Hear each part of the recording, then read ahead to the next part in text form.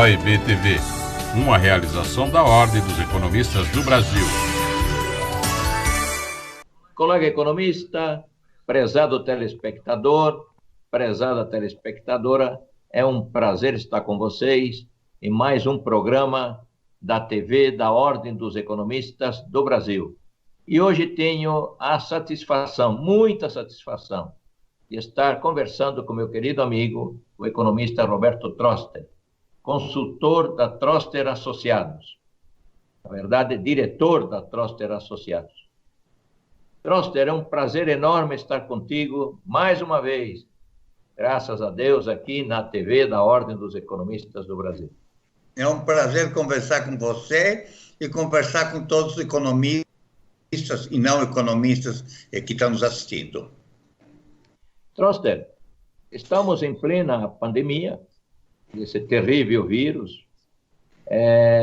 Já conversamos em programa anterior sobre as medidas que o governo federal tem tomado para reanimar ou minimizar os efeitos, essa é a melhor palavra, minimizar os efeitos provocados pelo terrível vírus no nível da atividade econômica e emprego. E uma série de medidas ficaram a ser tomadas naquela ocasião que nós havíamos conversado, que foram frutos de mudanças na Constituição, porque o artigo 164 da Constituição proíbe, ou proibia, e ainda proíbe, porque nesse período de economia de guerra ele está suspenso. Ele proíbe que o Banco Central faça empréstimos ao Tesouro, por exemplo. Mas houve a mudança lá no Senado, com a mudança na PEC da economia de guerra, e um conjunto de medidas foram tomadas para que o Banco Central, junto com os bancos, e a gente acredita que a solução desta vez deve passar pelos bancos, muitas medidas foram tomadas e queria conversar contigo para que você veja os efeitos dessas medidas, principalmente do crédito, né, sobre o nível de atividade econômica, ou seja, sobre as empresas, se o crédito tem chegado às empresas e se chegou, quais são as empresas que tomaram esse crédito. As pequenas e médias empresas têm mais facilidades, mas de fato estão tomando crédito. Enfim, você como especialista nessa área, gostaria que você explicasse detalhadamente para o nosso telespectador, para a nossa telespectadora, os efeitos dessas medidas monetárias e creditícias no nível da atividade, ou seja, o que estamos efetivamente fazendo do ponto de vista de auxílio às empresas brasileiras nesse terrível momento da crise do coronavírus. Bom, primeiro, é muito importante o papel do crédito, ele destacou muito bem. Você, de um dia para o outro, quer dizer, números redondos, nós perdemos 10% do PIB, né? E a economia está funcionando a algum nível, 60% do seu potencial. Quer dizer, a economia ficou mais pobre. Segundo, ficou mais incerta. Você tem 3 variáveis que afetam as empresas. A primeira delas é a estrutura do balanço delas. Quer dizer, se elas estão com caixa alto ou baixo, elas têm mais resiliência, mais capacidade de aguentar a crise, e que estão com caixa alto e custo fixo alto.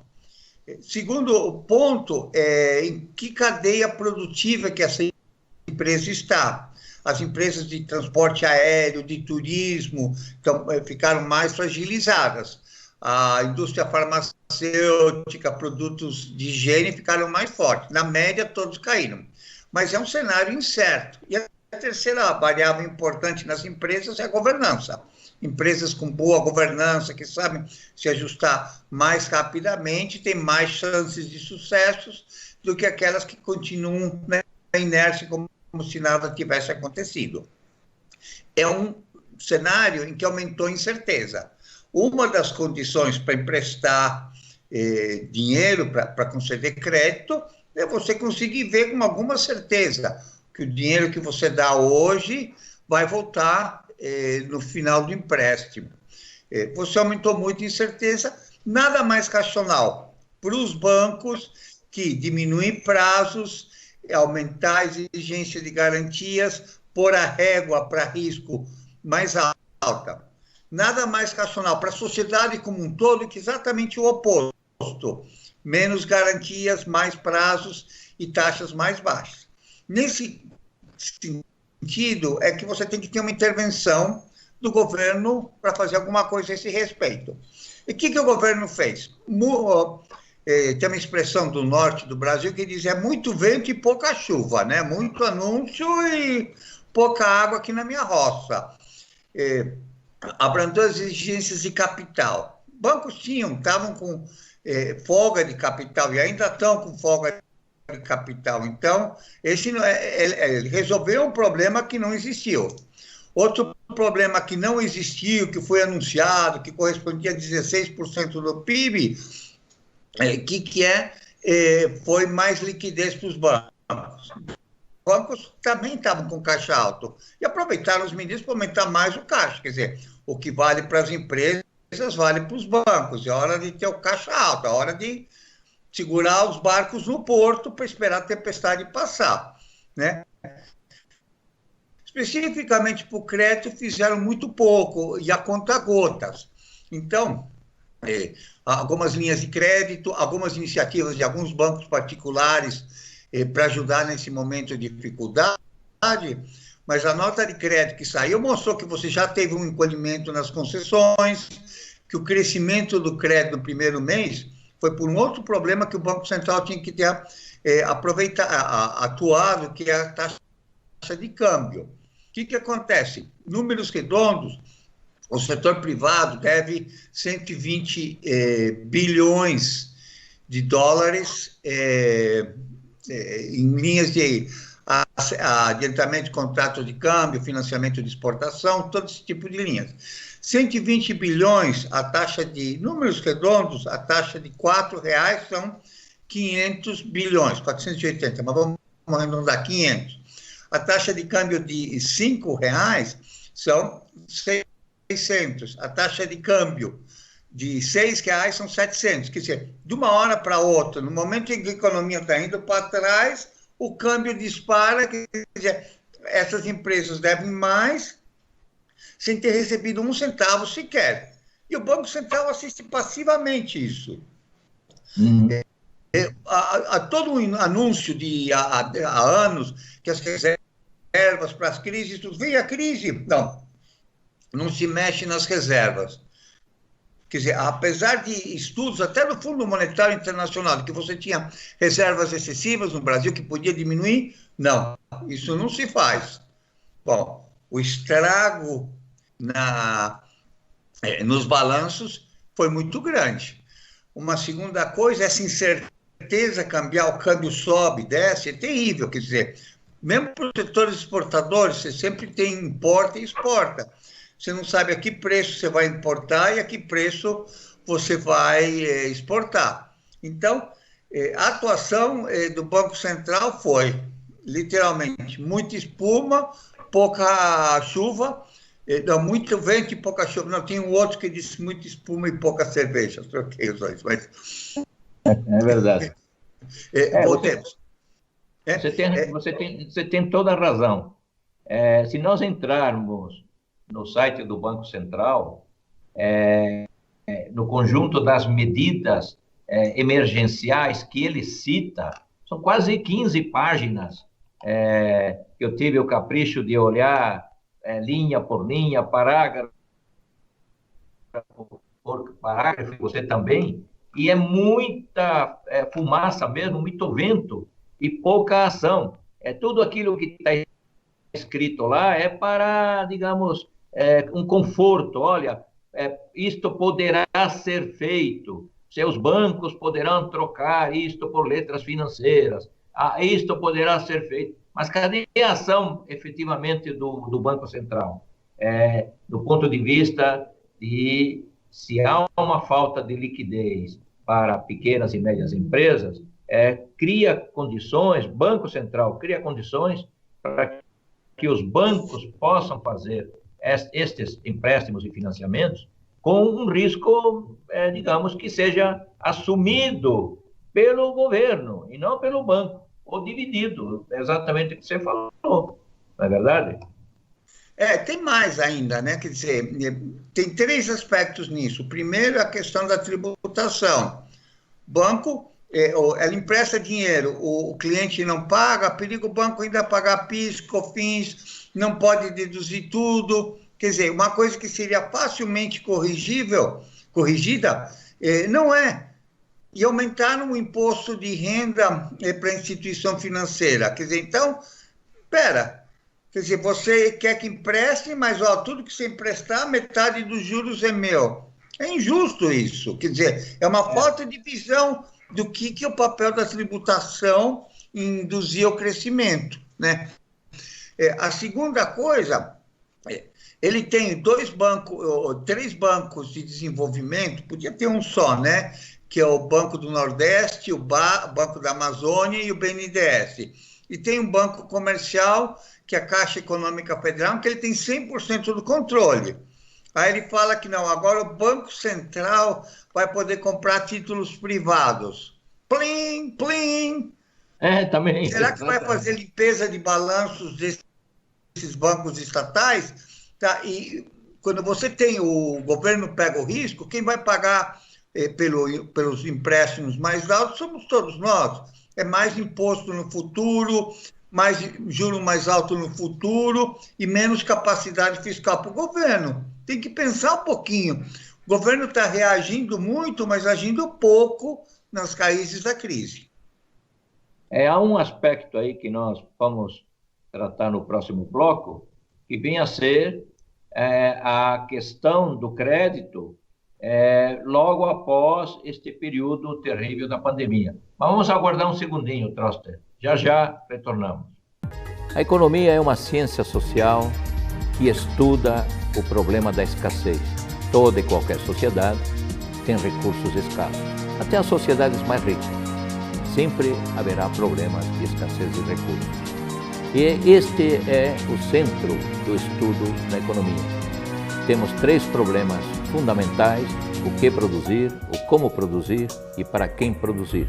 E são esses 3 problemas fundamentais o objeto de todo o estudo da ciência econômica. Fiz o curso de economia por acreditar que estaria melhor preparado para olhar o passado, o presente e o futuro. E digo a você, se tivesse que recomeçar tudo de novo, recomeçaria e faria de novo o curso de economia. O profissional economista possui sólida formação teórica e prática e visão metodológica global da ciência econômica e sua importância. Ele possui consciência criticamente aberta sobre a realidade socioeconômica do país e assume uma postura responsável no tocante à sua atividade profissional. Preocupado com a missão de dar a sua colaboração para o desenvolvimento sustentável da nação, o profissional economista segue à risca cada palavra de seu juramento. Prezado economista, prezado telespectador, prezada telespectadora, é um prazer estar com vocês aqui na TV da Ordem dos Economistas do Brasil. E tenho a satisfação de conversar com meu querido amigo, o economista Roberto Troster.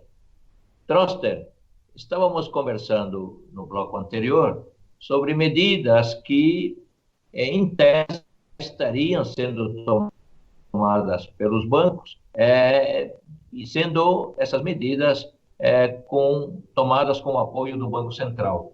O tempo está passando e você colocou muito bem que há muito vento e pouca chuva, para usar esse refrão aí nordestino.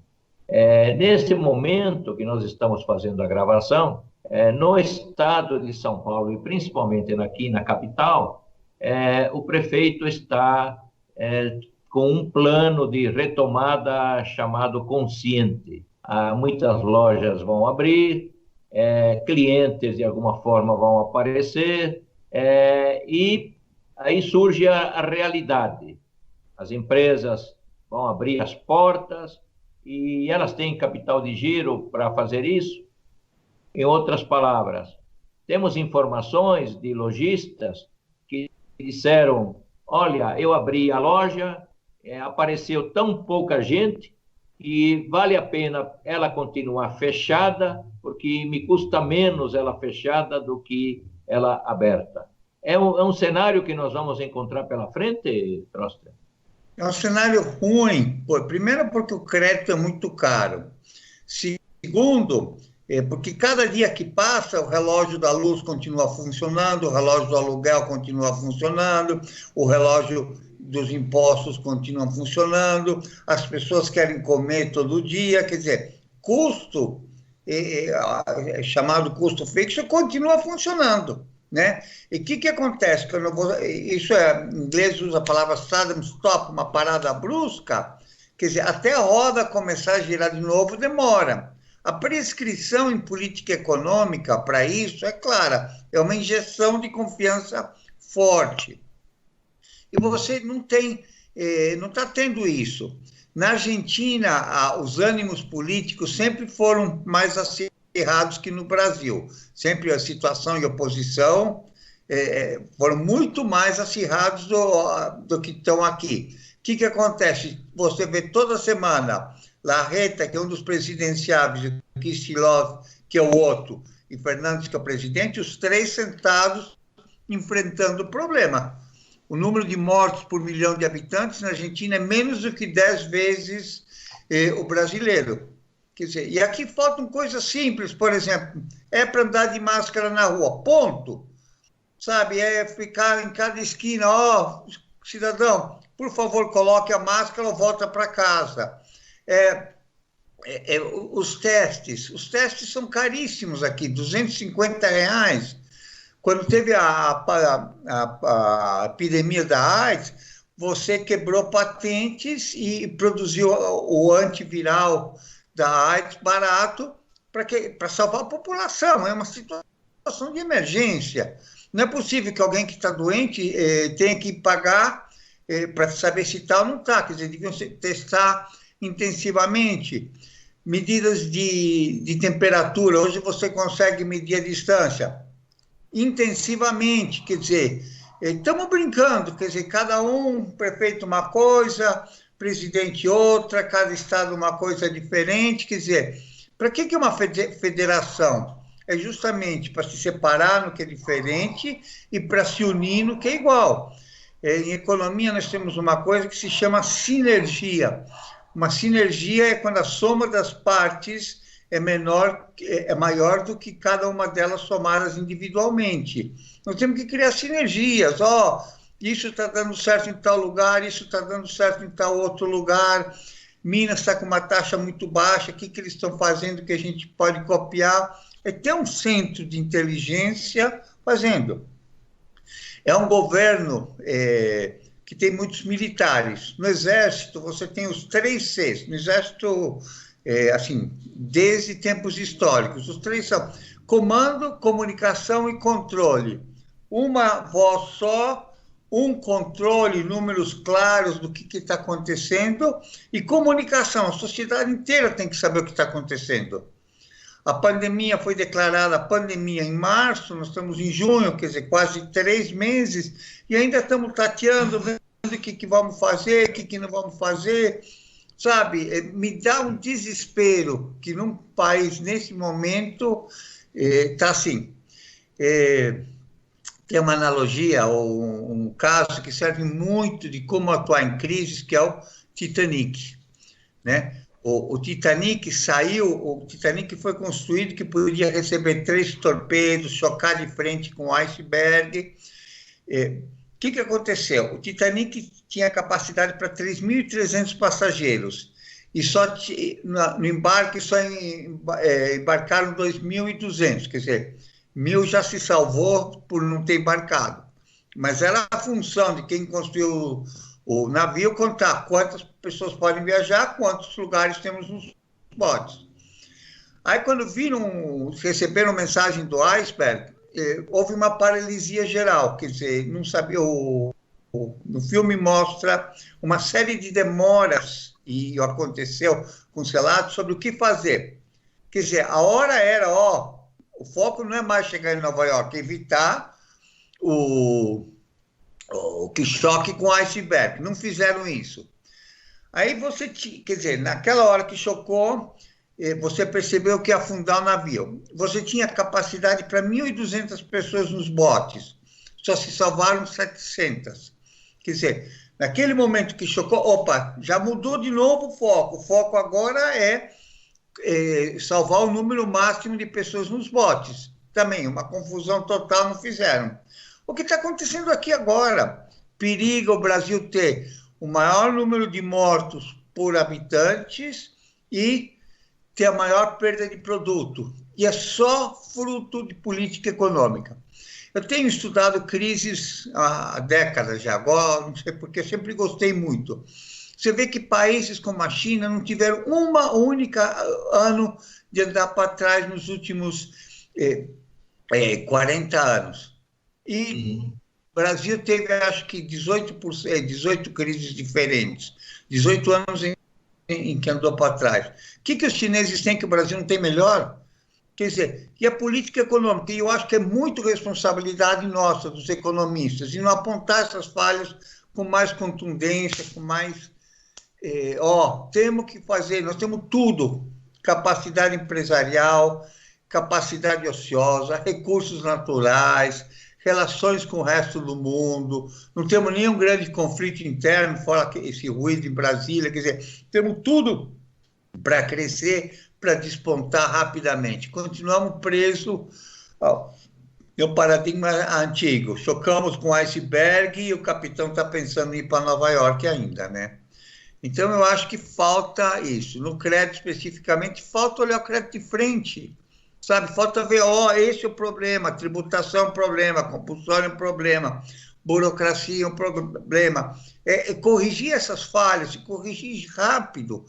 Quanto antes a gente corrigir, antes a gente vai crescer. Uhum. Bom, falando em crescimento, Troster, os dados desta semana passada sobre crescimento da economia nos meses de janeiro, fevereiro e março, já pegou apenas um mês da pandemia, né? Quando comparados com o trimestre imediatamente anterior, registraram uma queda de 1,5% no PIB, no Produto Interno Bruto. E o consumo das famílias caiu 2%.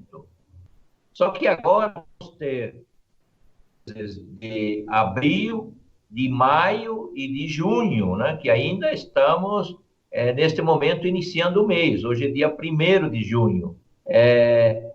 Isso pode nos levar a saber, né, esses números só vão ser registrados lá para agosto, que poderão indicar que nesses últimos meses de abril, maio e agora junho, a queda do Produto Interno Bruto pode ser até de 2 dígitos, e a queda do consumo das famílias também, porque já estamos registrando alguns milhões de pessoas que estão perdendo o seu emprego, o seu posto de trabalho, embora os números da taxa de desocupação estejam dando notícias ainda de que não ocorreram quedas significativas.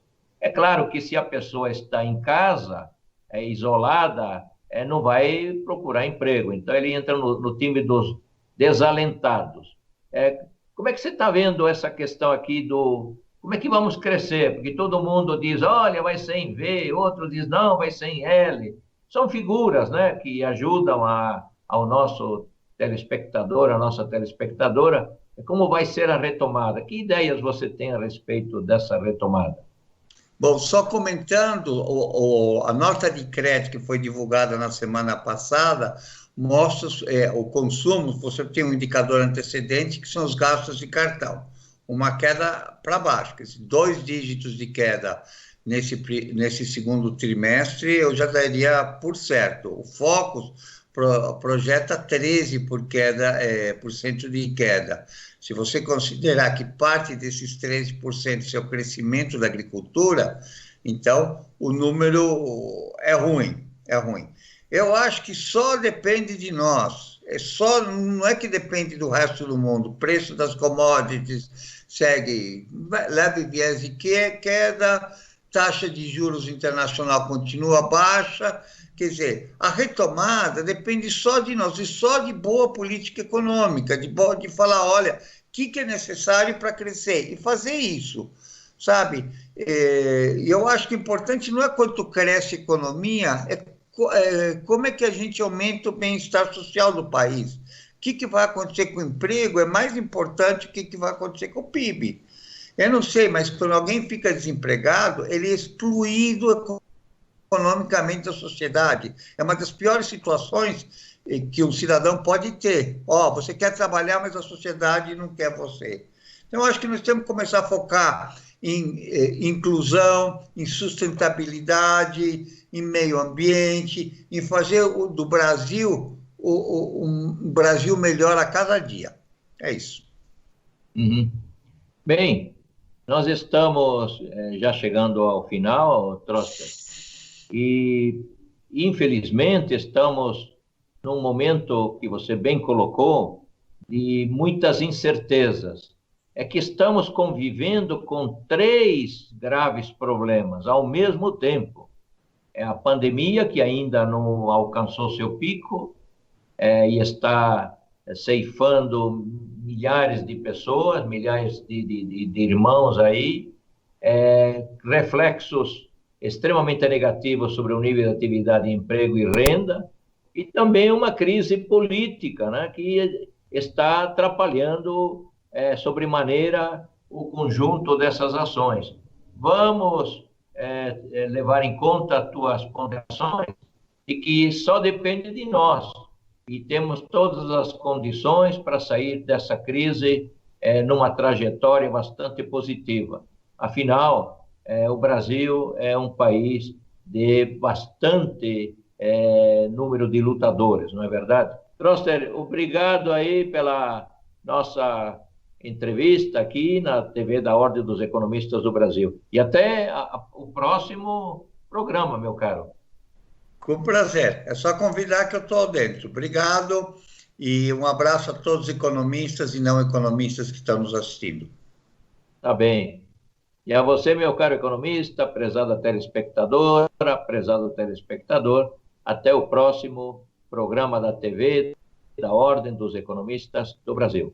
OIB TV, uma realização da Ordem dos Economistas do Brasil.